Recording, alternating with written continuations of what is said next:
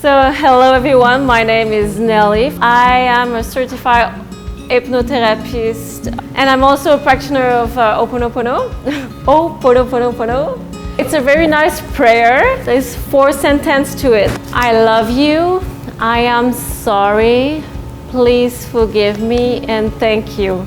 You repeat that as a mantra in your head. Everything that comes up, you cleanse with those 4 sentences. So every time a feeling will come up, I will say this prayer, and it will change the entire flow.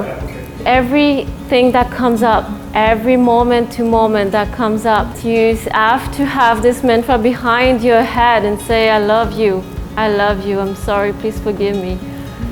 And that will transform. You don't need to know how or why this happened to you. You just need to, I love you, sorry, please forgive me, and thank you. So you just need to clean every moment to moment. This is my secret weapon. It's like a prayer to love yourself, and then the world's in your hands. Whatever comes up to you, just cleanse it. What we're doing with Ho'oponopono is to clean all our old stuff of memories.